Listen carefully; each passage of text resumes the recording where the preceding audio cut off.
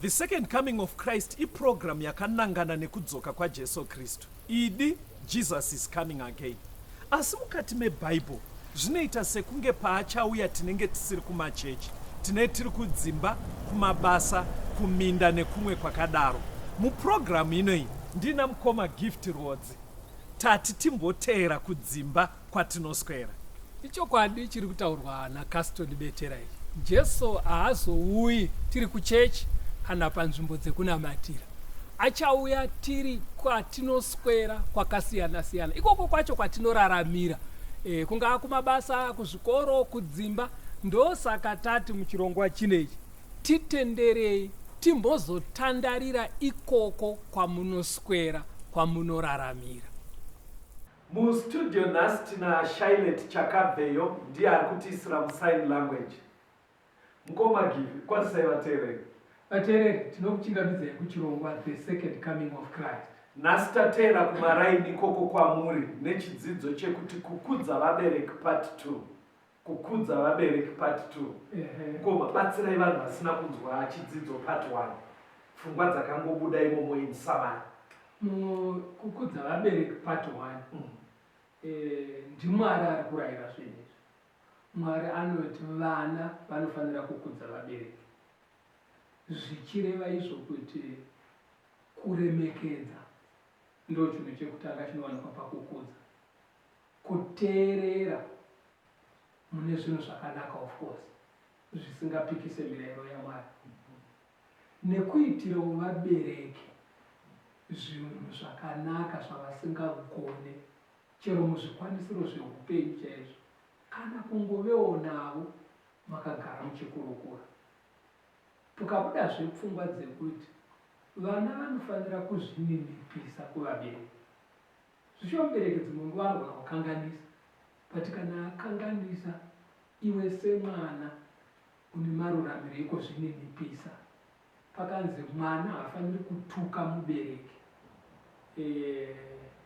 Zvakare mwana haafaniri kuzvidza kamubereka. Tikasangana nemimwe mienzaniso yevabereki vakamboita zvakashata, vanga ana baba kana ana mai, munhoroondo yekukura kwemusha. Pakadaro ipapo vana mazokura, Mwari anenge akangotarisa kuti muri kuremekedza here vabereki, nekuti ndiye mubereki. Chero akakuitirai zvinonyadzisa, chero akakuitirai zvinorwadza, asi namatai mukumbire Mwari kuti akukomborere. Pakazobuda ndepekuti mwana asingaite izvi akafanana nekuti upenyu hwake huri kufamba murima, haana kwaari kuita izvozvo. Saka nhasi zvatodaita Mukoma, toda kutarisa mwana kubvira ari muduku kusvikira iye atoo nemhuriwo. Ndezvipi zvaanotarisirwa kuita kumubereki? Kubvira ari muduku kusvika atozoitawo mhuri yake. Saka tiri kushandisa mienzaniso nhasi. Wekutanga ndewaIsaac, munomuzere Isaac. Sorry vateereri, muchirongwa chino tinoshandisa Bhaibheri, tasina kuudza vateereri. Saka patiri kuti Isaac tatowo kuBhaibheri, tikuriyawo kuBhaibheri, munomuzere mwana waAbhurahamu. Right. Pana Genesis 22 pane nyaya yakanga yanzi Abraham enda unoita Isaac chive chibayiro kuna Mwari. Toda kuti muverenge ipapo Genesis 22 kubva verse 1 mosvika kuverse 8. Genesis 22 kubva paverse 1. Shure kwaizvozvo Mwari wakaidza Abrahama akati kwaari, Abrahama. Iye akati, ndiri pano hangu. Akati, zvinotora mwanakomana wako mumwe chete waunoda, Isaka, uende kunyika yeMoria umuite chibayiro chinopiswa pane rimwe gomo randichakuratidza. Abrahama akamuka mangwanani, akasunga mbongoro yake, akatora majaya ake maviri naIsaka mwanakomana wake, akatsemura huni dzechibayiro chinopiswa, ndokusimuka akaenda kunzvimbo yaakaudzwa naMwari. Zvino nomusi wetatu Abrahama akasimudza meso ake akaona nzvimbo iyo ari kure. Abrahama akati kumajaya ake, imi chigarai henyu pano nembongoro, ini nomwana tichaenda ikoko, tichambondonamata tigodzokera kwamuri. Abrahama akatora huni dzechibayiro chinopiswa akadzitakudza Isaka mwanakomana wake, akatora moto nebanga muruoko rwake, vakaenda vari vaviri. Isaka akataura naAbhurahama baba vake akati, baba vangu. Iye akati, ndiri pano hangu mwana wangu. Akati, hoyu moto nehuni, asi gwayana rechibayiro chinopiswa riripiko? Abhurahama akati, Mwari uchapa amene gwayana rechibayiro chinopiswa mwana wangu. Saizvozvo vakafamba vari vaviri. Rambai makabata ipapapo mufundisi. NdiIsaac nababa wake vari kufamba. Pandiri kuda vasvika kurwendo, Isaac akubvunza baba wake kuti nhasi tinenge takanganwa gwai riri kupi, vaisitoenda kuchechi vese. Baba wacho akati nhasi dondowari, Mwari achadii, achaprovide. Pandiri kuda mukoma, ipfungwa dzakaema ndiri pandairenga ndima izvi, zvinoita sekunge Mwari arida kuti titeerere kakutaurirana kaita Abhurahamu nemwana wake. Saka pashandiswa direct speech, toti kudii, zvakataurwa exactly. Bhaibheri harina kuti saka Isaac akazobvunza baba wake, ratotanga richiti Isaac akati, ndobva ratiudza mavara acho chaiwo. Akati chii Isaac? Endai pavhesi 7 ko. Toda kuti tingoona pfungwa inokosha iri papo. Genesis 22 pavhesi 7. Yes. Isaka akataura naAbhurahama baba vake akati, baba vangu. Mirai makadaro, muri kunzwa here? Haasati ataura nyaya yacho, baba vangu, kusika attention. Baba wacho akati kudii? Iye akati, ndiri pano hangu mwana wangu. Chimbomirai. Baba wakati, taura hako mwanangu. Ndinoti kungoona kakutaurirana. Munoziva kuti mukoma, rambai makabata ipapo. Inini ndichikura, taimi dzaakuchinja. Ndaisadera mai vangu ndichiti, ameno yesu. Aiwa, ndizivo hangu. Ndikutotaura chokwadi, because waibvunzwa ndiani uri kudaira uchidaro. Pane kadairo kekuti ukadedzwa kuti baba, amai kana kuti mama, wodaira zvakanaka. Saka ndati nhasi toda kutanga mwana ari muduku, kuti kukudza vabereki kunotoendera even the way yaunotaura. And this family was blessed mukoma. Panzwawo baba wacho zvawapindura. Saka pandoda kuti muone mukoma, mumaindi yake bhaibheri mukazoriverenga anga ari around 20 years. Baba vane 120. Saka vanga vakasiyana makore ne100 years.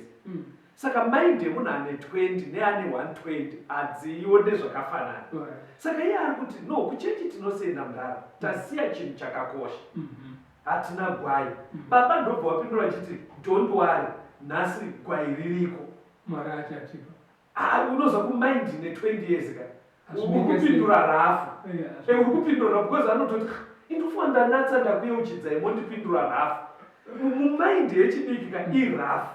But chandiri kuda ndechekuti verengai vhesi 8 tione muenzaniso. Vhesi 8 pana Genesis 22 ipapo. Abhurahama akati, Mwari uchapa amene gwayana rechibayiro chinopiswa mwana wangu.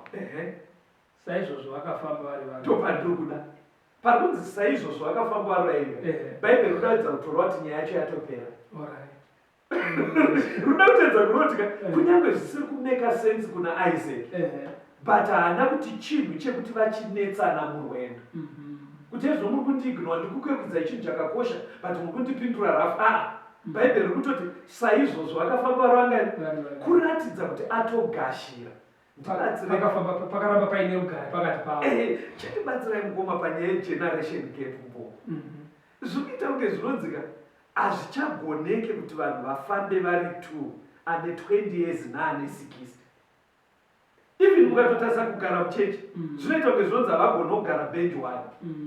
Amene mbotibatsirai mukoma kuti chii? Ipapapa kungoti Satani ndiye anobvisa rugare pavari. Nokuti unotozoona umwe mwana chero mukasvika pabata unga asipa akazvigharira murumu maka ari pa40 kusada kungonokurukura kana kugarisana nababa. Ndinozvoona. Saka izvozvo hazvisi correct. Zvinoita kuti vana varasikirwe nezvimwe zvikomborero zvakawanda muupenyu. John chapter 2 verse 3 kusvika pa8. Waini yakati ichizoshayikwa, mai vaJesu vakati kwaari, havachine waini. Jesu akati kwavari, ndineiko nemi mhai? Nguva yangu ichigere kusvika. Mai vake vakati kuvaranda, itai zvose zvaanokuudzai. Zvino kwakanga kuna makate 6 amapo akanga aiswapo netsika yavaJudha yokuzvinatsa. Rimwe nerimwe raizadzwa nezviyero 2 kana 3. Jesu akati kwavari, zadzai makate nemvura. Ivo vakaazadza kusvikira pamiromo. akati kwavari cherai zvino muise kumukuru womutambo, vakandoisa. Inyaya yewedhi mutambo wairepo. Saka mai vake vanonzi vanga vakakokwa varipo, iye ndobva azongoteerawo nekutaura kwanhasi nedzimwe boyzwo vadzidzi vake zvekungoendopa muchato. Saka hanzi drink rapera ngoma, mai vacho vakabva vamhanya kwaari ndimareva zvikanzi havasina drink. Zvikaenda Jesu ndapindopa panyaya yekupera kwedrink vangazviteerere mai vacho avo vamhanya kumuridzi wemutambo. Zvikanzi itai zvese zvaanokuudzai mwana wangu. Saka Jesu manyika akatozoona kuti speed yaita mamaka handisi kureva speed yekunge kuvhengedzera, ndikureva kuti fast forward yatoitwa namama haichaite kuti arege kuita something kuti havanyadzisaazichaite. Saka akatozoita kuti dhringirirepo ngoma. Pane pfungwa iyi yandoda kuti mubate ngoma yekuti patinokura vana taine age pane pekuti vabereki vanenge vaine kakuita manyawi nekuvhaira nesu, especially kuri kwekuti tine zvakanaka zvabuda patiri, kungave kukurumbira kana basa rawanaro, pane kakuvhaira kanoita vabereki kasingadi kuti mwana udisappoint. Mino muri kundinzwisisa ungozvidhisimisa kuti manyawa aitwa namai wosendeka zvekuti vopedzera vanyara nazvo. Ngandikupe example yangu. It's not a good example, but pandakazoverenga nyaya iyi ndakatoona kuti zveshuwa ndo zvandakaitirwa musoro. Ndaenda kumusha kwedu kuedza ngoma, ndova vandasvika mama havapo, hanzi vaenda kunhamo. Saka nhamo yacho yaive nechekuseri kwegoma, but kune rodhi yaitenderera. Saka ndakatorara kumba, ndakuda kuchidzoka kudhorobha, ndobva ndasiyawo zvimagrosa zvandandinazvo zvese. Ndakuda kuchidzoka ndobva ndanoti ndinotodzokera ndisina kuona mai. Even ndandatosiyira vanhu vaivepo mari dzandandatakurawo kusiyira vabereki. Vandati gandiende ndichivaona kuti vangoziva kuti ndapfuura nekumba. Saka ndakabva ndasvika panhamo yavaive burial yapera. Vanhu vakatogara vakawanda zuva vakatenderedza kitchen dzeuswa dzedzi. Pakazara madzimai akawanda paya. Ndakwazisa vanhu ndabata maoko zvakanaka-naka. Saka ndatopedza paya ndakuti ini chimira ndimhanye, havana kusimuka manje manje. Amenoti chakangwabata zvikanzi haiwa kupiko kwaunoenda kasitondisiya vatitengera madrink. Haisi nyaya yavakasimuka vondizezera kuti ndipowo mari yedrink. Aiwa hanzi haiwa kupiko unogomhanya uchingotisiya takadai here siya vatitengera. Ndimi nemari yekuwedzera fuel pump ende vakadedzera vanhu vachinzwa. Noziva kuti ipapo ndakanyatsa kuti mai vandipinda panapa. Zveshuwa ndakamhanya nemoto pamashops aive padhuze, ndobva ndaya nemadrink, ndobva ndatodzoka kuti haiwa wagona here. Saka ivo manje paitenda mwongo wakaona because ndakabva ndaya nemadrink emunhu wese, vanenge vakubvunzwa ndiye mukomana wechingani zviyawa. Saka pfungwa yendoda kuti mubate ngoma, pane pekuti vabereki vasina kutaurirana newe vanofanoita zvimwe zvinhu, vanokuparira wedza zvirongwa zvemumusha. Pari kunzi toda kuvaka chakati, unongonzwa wangoti nyorai gift rodzi papachakupai 10 bags dzecement. Saka pakadaro zvatiri kudzidza ngoma, kwete kuti tiri kuti une mari yekupfachura, usaite kuti unyadzise, imboitsimbidzirai nemamwe matauro, usanyadzise vabereki. Iyo ipfungwa yakakosha yekuti vaita zvinhu zvazvisiri muurwa. Zvinhu zvakadaro hazvo zvinogara zvichiitwa mazuva ese. Zvinoitika ipapo vane zvapindawo mavari savanhu. Saka pfungwa iri kubuda panapa ndekuti rega kuvanyadzisa. Pamwe pacho kunoziva kuti vanototi kudii, hameno kune uchendwa vanongonzwa murayiro kuti muye kumba mota iriko. Ivo vasina kumbotaura newe kana ukubvunza kuti uchatakura nani, unotoona vanhu vatouya vabereki vavo. Tiri muchidzidzo kukudza vabereki, mirai timbonzwa ruyo.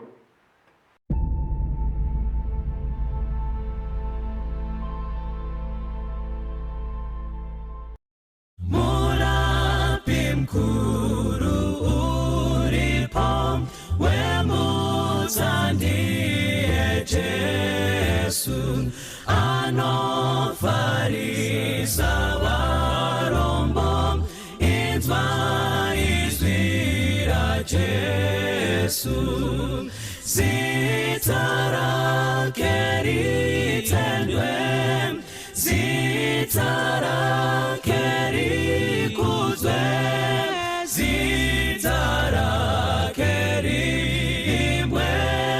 Jesu nde Jesu.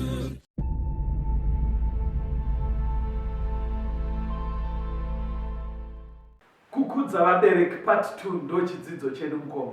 Atienderei mberi. Tatasiya papfungwa yekuti vabereki kwete kuti vari kukurudzirwa kunzi itai manyawi, but pane pazvinongovabata kuri kuyemura kana kufarira mwana wavo. Saka pabuda pfungwa iri mukoma.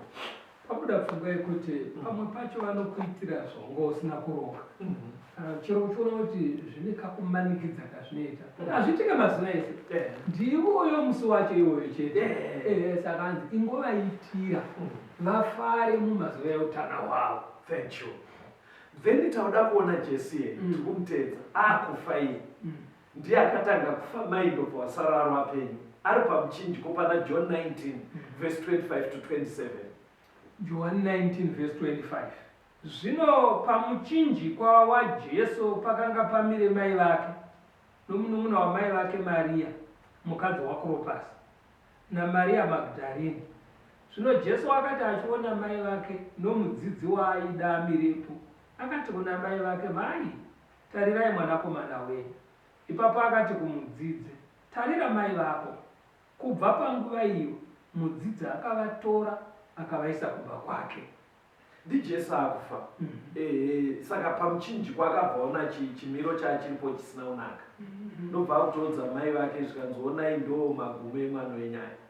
But akabva agaya kuti nini, saka mai vachaita sei. Saka paina John ndiye mudzidzi anodikana. Ndobva abva akumbira John zvikanzi John uchengete mai. Saka Bhaibheri rabva rati kubva musi iwoyo John akatora Maria ndobva anogara naye kumba kwake. Chii chamuri kuona? Ndosaka vamwe vadzidzi veBhaibheri vachizoti Joseph murume waMaria anga afa. Vari correct. Kutaura ikoko kuri correct because zvikutobuda pachena kuti hakuna munhu anga akunyatsotariswa anga achengete Maria.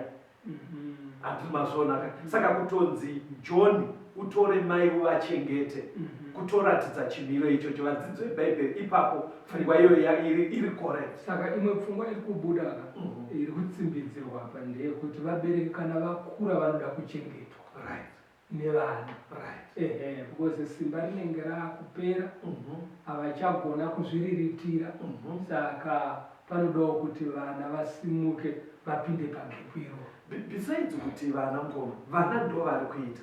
Pane pekuti zvichienderana nemashandiro pamwe hausi kugona kubva wanyatsoonawo. Ipfungwa iya yekutsvaga vanovabatsira pamusha haina kuipa mukoma.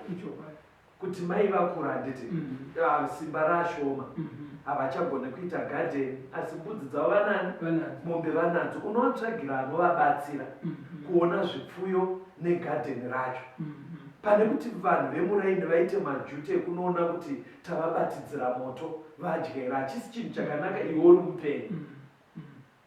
Pane zviri kugadzirika ire zviri kugadzirika. Zvinoitika kuti unenge usiri mwana anowana zvakawanda. Asi zvinoita Mwari manje anocherechedza kuti waiita here uri nani hwako kuvarerutsira. Wasvika pachiyero chaunogumira. Kwete chekuzviudza iwe uchinyatsona kuti zveshuwa zvese zvingada kuitwa nemwana achiitira amai vake kuti varerukirwe ndaita. Pfungwa yemukoma inogashirika here mugore ratiri, because mukona tave chimanje manje kuti holiday chikwana ndine tuvana twangu twakugona kunosungira mbudzi nekudiridza garden.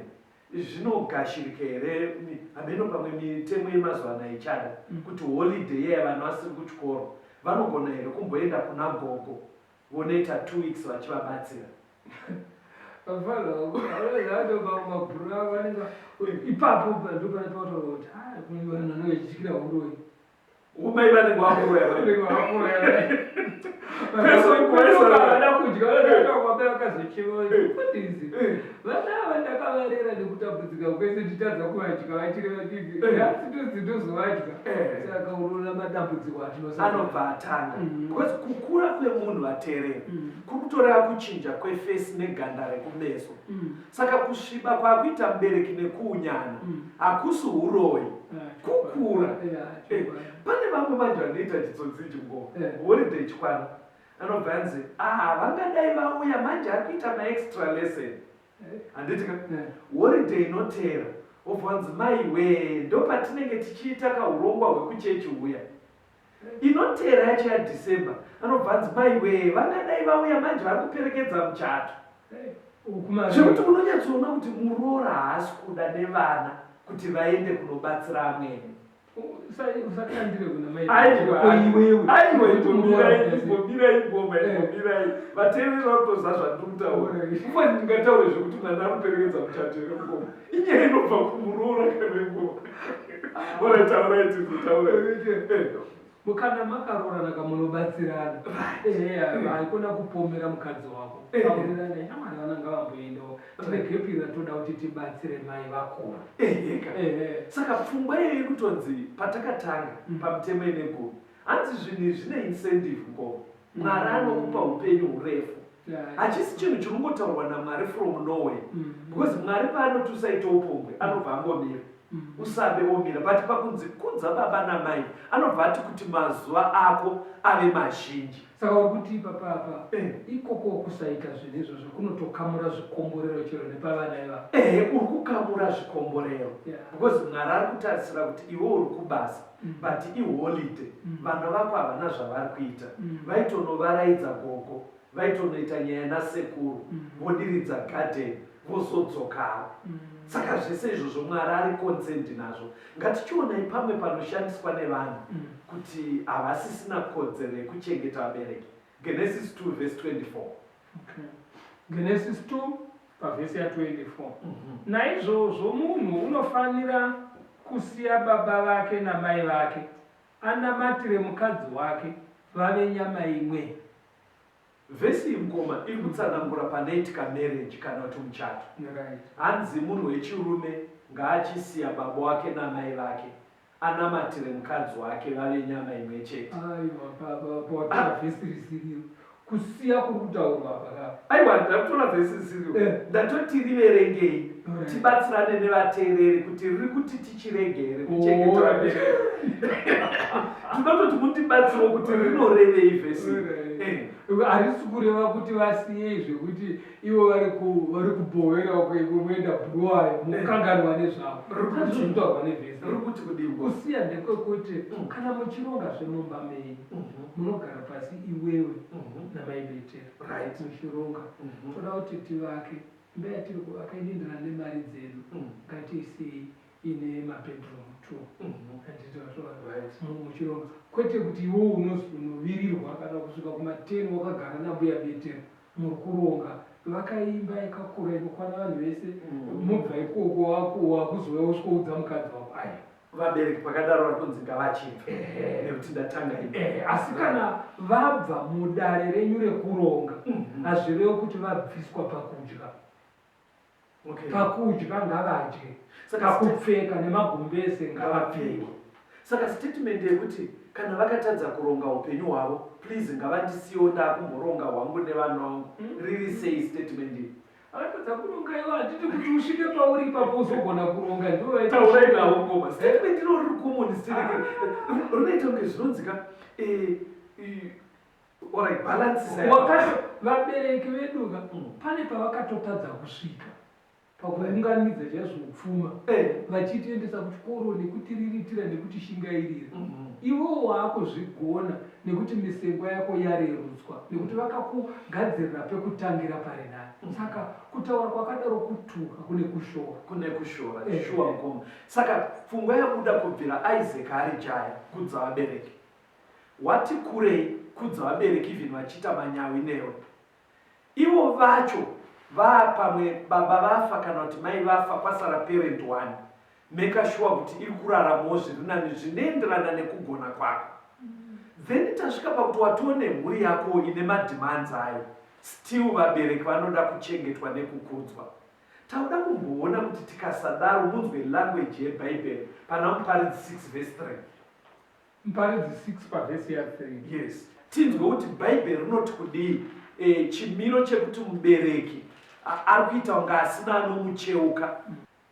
Kana munhu akabereka vana vane 100 akararama makore mazhinji, mazuva amakore ake akava mazhinji, asi mweya wake usingagutswi nezvakanaka uyezve akasavigwa zvakanaka, ndinoti mwana wakaberekwa nguva isati yasvika unopfuura iye. Anzi kudii ndombi? Dzimwe ndima dzemubhaibheri iri kuti kudii ndima ingomo? Munhu ane vana vazhinji, akavarera vakura, asi mararamiro ake haadyi sekunge munhu akabereka, haafuge, haapfeke sekunge munhu akabereka, hanzi munhu iyeyuyo mwana akasvodzwa asina kutombobuda kunze ari nani. Hanzi atori beta, atori beta kavamwedzi, atori beta kupfuura uyo atosvika 80 years asi pasino chekuti munombotopa nababa pana mai ava parikuratidza kunge zvamboita nani. Kubvira vachibereka vana vanenge vari vemaricho, vana vamwe vari mhiri kwemakungu, vamwe vakusenza kudhorobha rakati, mumwe mubvana akaroorwako, nanhasi ndo zvavari kungoita. Kuti umbozoti pane pawakamboona vaine shete here isina kubvaruka kora, hapana. Kuti umboti pane pawakaona vaine bhutsu iri kutoratidza kuti iyi ndofunga yakangouya iri yavo, hapana. Inongoratidza kuti yakambobva nekuna ningi. Kuti uzomboti imba yavanogara ngoma yakazomboti vandudzike here, kubvira vana vavo vari vaduku vachienda kuchikoro, ndo zviri imba iyoyo yakafunuka nembudzi dzinokweshera mumasaidi, hapana ari kuiplastawo. Ivo vachirera vana yaive yekudzura nendoyo, nanhasi ichakangodaro. Saka bhaibheri kubva rati ukaona paita mubereki ane chimiro chakadaika, zveshuwa vana vazvidza mubereki sekunge asina kumborarama. Taurai ngoma sataverenga vhesi taurai pakadaro ipapo chero pakaita sokunge muri kubudirira vakomana nevasikana, hapana kwamuri kuenda, hapana. Shoko riri kuti muri kufamba murima ende muri kuisa rushambwa chero pavana venyu vamakasvara. Saka pekupedzisira tachengeta vabereki, bhaibheri riri kuti ngativei navo kusvikira parufu, even akunorwara.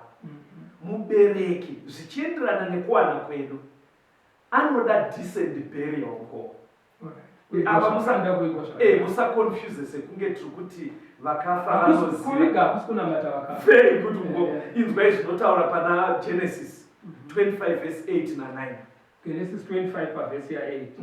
Abrahama akabudisa mweya wake akafa, akwegura kwazvo, ava mutana, makore ake ava mazhinji, akasonganiswa navanhu vake. Isaka naIshmaeri vanakomana vake vakamuviga mubako reMakipera mumunda weEfroni, mwanakomana waZohari wavaHeti, wakatarisana neMamre. Saka Abrahama akavigwa nevanhu vake zvakanaka. Ndo zvinotariswa naMwari kunzi munhu iyeye ngaawanewo zvakanaka nekuti akabereka, osvikawo pakuvigwa zvakanaka. Ipapo sewo pagadzirisa, kune vamwe vafana kuti unozoona kuti kofini rakuiswa baba kana mai rinodhura kudarika denga remba yavanga vachigara. Kuna vafana vanotochinjisa makofini, anotonotenga rimwe imi mamaita pamunokwanisa, because ane mari, unonzwa no baba wangu haungaende nerakadaro, basi ukakurwara kwese nekurarama haana chaaita. Aiwa, handiko kunonzi kuviga zvakanaka. Kuviga zvakanaka unonyatsoona order yacho, zviri kudyiwa panhamo, even kusvika pakunofa kwavo, vanga vaina attention, kana vanga vari kuchipatara, vanga vachionekwa zvakanaka, ndokunonzi vaviga baba vavo zvakanaka. Hapasi kunzi kuflasha mari ngoma.